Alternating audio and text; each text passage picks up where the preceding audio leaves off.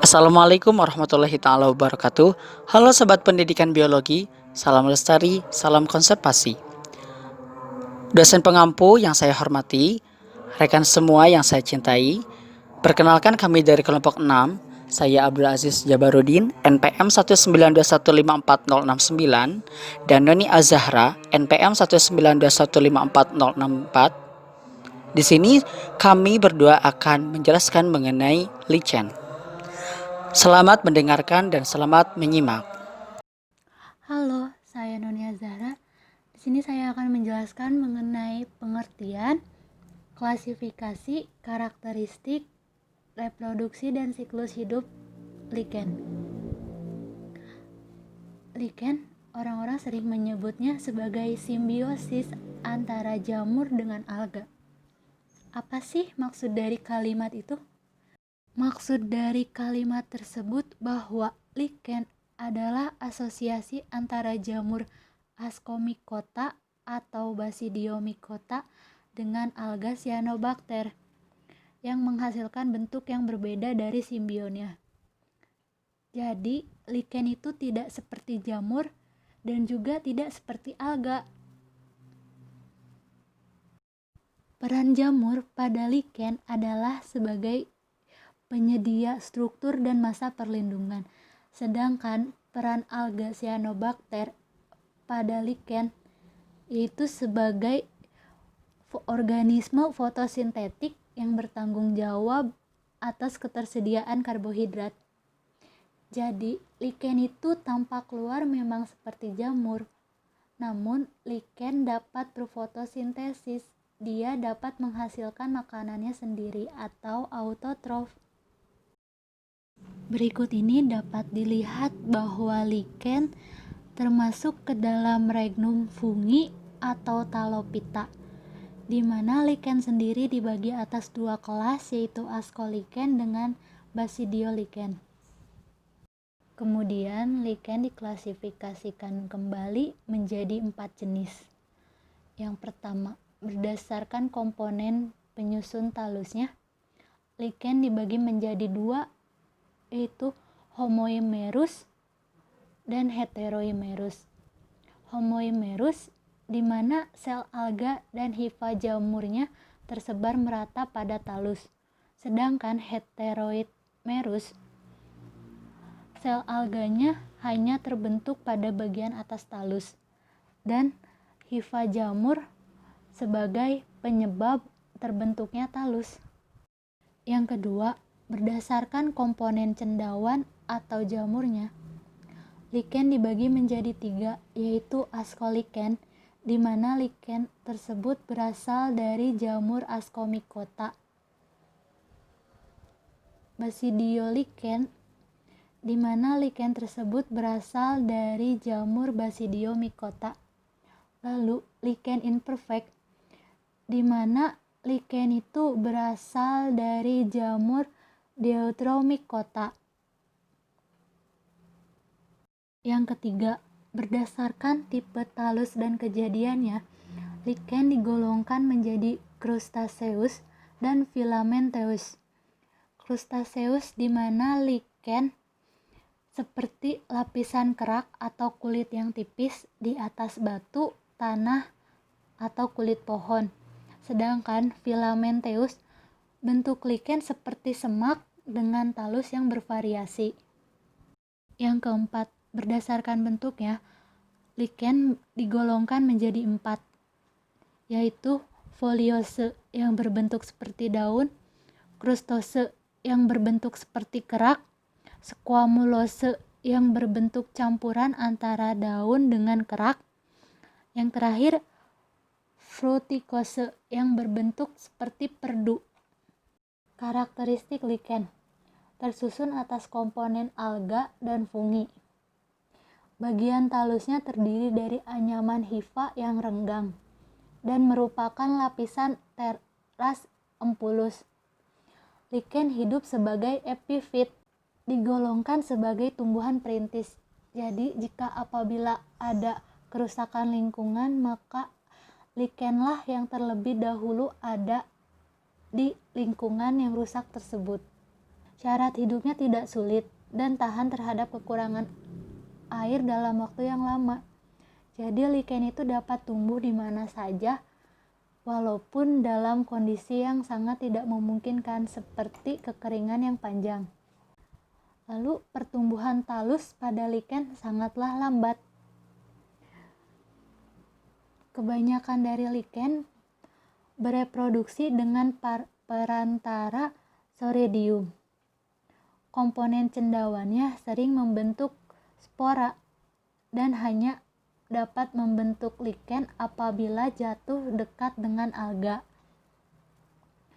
6% dari permukaan tanah di bumi ditutupi oleh lichen atau lumut kerak. Masa hidupnya yang panjang dan laju pertumbuhannya lambat dan teratur.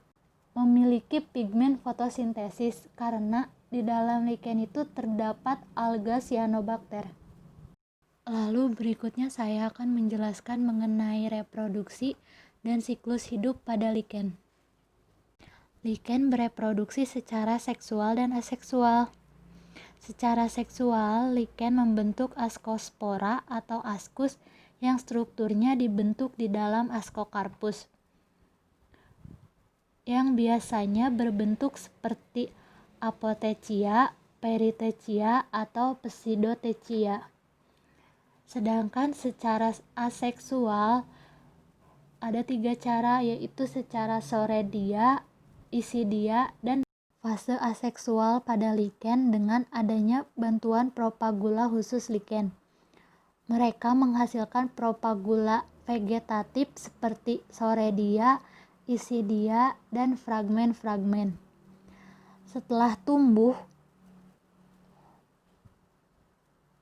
propagula ini akan meninggalkan tubuh lichen dan berkembang menjadi talus yang baru.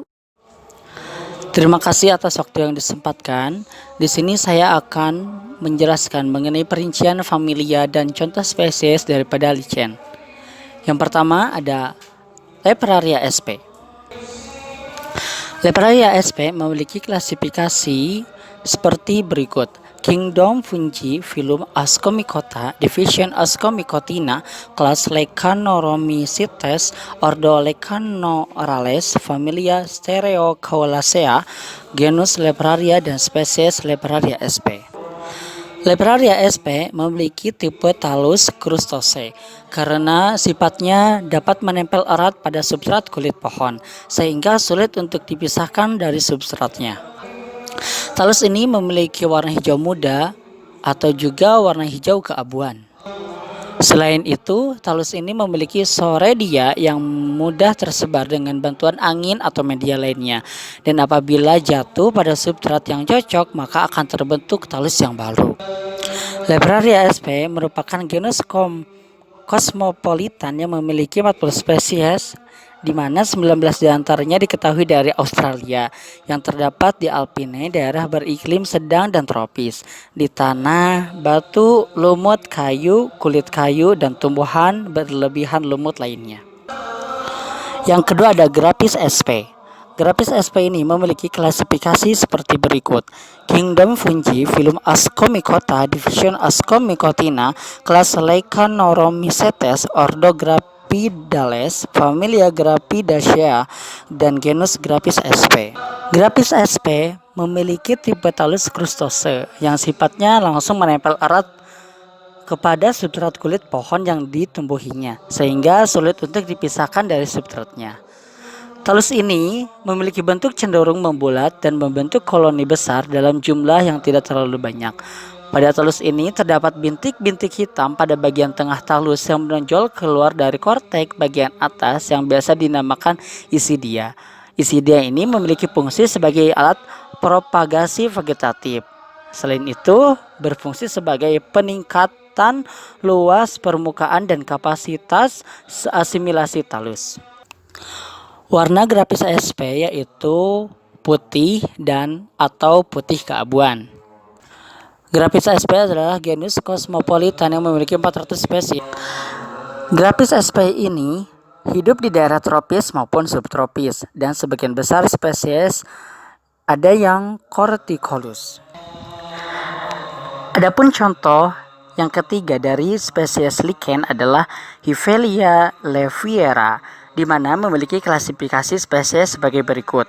Kingdom Fungi, Phylum Ascomycota, Division Ascomycotina, kelas Lecanoromycetes, subkelas Lecanoromycetidae, ordo Lecanorales, familia Physaceae, genus Havelia, dan spesies Havelia levieri. Untuk yang selanjutnya adalah OP grappa arta. OP grappa arta ini memiliki klasifikasi spesies sebagai berikut. Kingdom Fungi, Phylum Ascomycota, Division Ascomycotina, kelas Lecanoromycetes, order Lecanorales, familia OP grappaceae, genus OP grappa, dan spesiesnya itu berupa OP grappa arta. OP grappa arta ini memiliki tipe morfologi talus krustase, di mana mampu menempel pada ekstrak tumbuhan berupa kulit tumbuhan berupa kulit pohon. Talus ini memiliki bentuk yang cenderung membulat dan terdapat butiran-butiran pada bagian tengahnya. Talus spesies ini memiliki warna hijau agak kekuningan dan terdapat warna putih yang mengelilinginya. Substrat yang ditempati oleh spesies ini berupa pohon dengan kulit yang kasar, berbayang, khususnya pohon gugur, kadang-kadang juga pada kayu atau pakis yang membusuk. Untuk yang selanjutnya, contoh dari spesies lichen yaitu Lecidella elauchroma. Lecidella elauchroma ini memiliki klasifikasi spesies sebagai berikut. Kingdom Fungi, Phylum Ascomycota, Division Ascomycotina, kelas Lecanoraceae, order Lecidellales, familia Lecidellacea, genus Lecidella, dan spesiesnya itu berupa Lecidella elauchroma. Spesies ini memiliki tipe morfologi talus berupa krustase karena memiliki sifat berupa mampu menempel pada substrat kulit pohon yang sulit dibedakan dan sulit dipisahkan. Talus ini memiliki bentuk membulat dan memiliki warna talus hijau ke kuning-kuningan, serta terdapat juga bintik-bintik hitam pada bagian tengah talus yang biasa disebut dengan apothecia.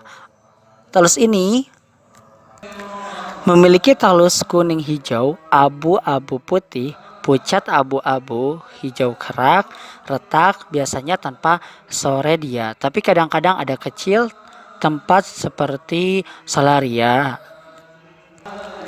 Untuk yang selanjutnya ada contoh spesies dari lichen yaitu Cryptothecia scripta. Yang selanjutnya ada Cryptothecia scripta. Memiliki klasifikasi spesies sebagai berikut: Kingdom Fungi, Phylum Ascomycota, Division Ascomycotina, kelas Sordarioomycetes, order Artoniales, familia Artoniacea, genus Cryptothecia, dan spesies Cryptothecia scripta. Untuk spesies ini memiliki tipe talus foliose karena sifatnya tidak menempel erat pada substrat dan mudah dipisahkan dari substratnya. Talus ini memiliki bentuk yang tidak teratur dan cenderung memanjang horizontal dan membentuk koloni yang besar pada kulit substrat pohon yang ditempatinya. Spesies ini memiliki warna talus hijau tua dan atau hijau muda. Pada talus ini terdapat isidia dan butiran bulat tetapi memiliki rizin yang merupakan jalin kompak hifa. Talus ini tumbuh pada substrat kayu yang kondisinya lembab. Genus Cryptothecia memiliki 45 spesies, 7 diantaranya terdapat di Australia. Talus ini tumbuh di kulit kayu atau daun. Baik, menuju ke poin selanjutnya yaitu mengenai manfaat. Manfaat dari lichen ini terbagi menjadi dua, ada manfaat bagi etnobiologi dan ekologi. Yang pertama dari etnobiologi, lichen ini dapat dijadikan sebagai bahan dalam pembuatan parfum, di mana contoh spesiesnya ini menggunakan Evernia prunasri. Dan selain itu, dalam bidang etnobiologi juga, lichen dapat dimanfaatkan sebagai penambah nafsu makan dengan menggunakan spesies Cetraria islandica yang selanjutnya dapat digunakan sebagai makanan, obat, dan perwarna. Untuk selanjutnya, kemanfaatan bagi bidang ekologi. Lichen ini mampu menyerap sulfur dioksida dan mampu menjadi indikator polusi udara. Selain itu, mampu menjadi perintis dalam penumpukan batuan. Selanjutnya, bagi bidang ekologi, Piscia dan Santoria sebagai indikator pengayaan nitrogen. Selain itu, lichen juga mampu sebagai pengumpan suspensi planktonik stasioner. Contohnya itu Dictyonema. Boleh diperhatikan gambar sebagai berikut. Selanjutnya, di sini saya akan menjelaskan mengenai perkembangan penelitian mengenai spesies lichen ataupun yang pertama, lichen ini sedang dalam pengkajian fitokimia fraksi etil asetat dari lichen Stereocoulon masatianum dan uji aktivitas antibakteri dengan metode KLT bioautografi. Selain itu, lichen ini menjadi perhatian dalam aktivitas antelmintik dan antimikroba dari 3 depsida baru dan 10 depsida dan fenol yang diketahui dari lumut Indonesia melalui Parmelia centrala ACH. Selain itu, dilihat dari kemanfaatannya, lichen mengalami perkembangan penelitian yaitu melalui identifikasi jenis lumut sebagai bioindikator kualitas udara di Kecamatan Sukolilo di Surabaya, Indonesia. Yang selanjutnya merupakan sebagai bahan penilaian cepat keanekaragaman lumut di Lembah Balim, Jayawijaya, Papua, Indonesia. Selain itu, pada penelitian ini terdapat penelitian mengenai kecemasan dan lichen planus oral. Mungkin ini sebagai perhatian mengenai keberadaan lichen. Dicukupkan sekian pemaparan yang dapat saya sampaikan. Terima kasih atas perhatian rekan semua. Semoga ini menjadi ilmu yang bermanfaat bagi kalian semua. Disilakan untuk menanggapi dan disilakan untuk bertanya. Terima kasih, kami dari kelompok 6 pamit undur diri. Wassalamualaikum warahmatullahi wabarakatuh. Alhamdulillahirrabbilalamin. Presentasi dari kelompok 6 mengenai penjelasan lichen telah dilaksanakan. Terima kasih atas perhatian rekan semua. Semoga menjadi ilmu yang bermanfaat bagi kita dan bekal di kemudian hari.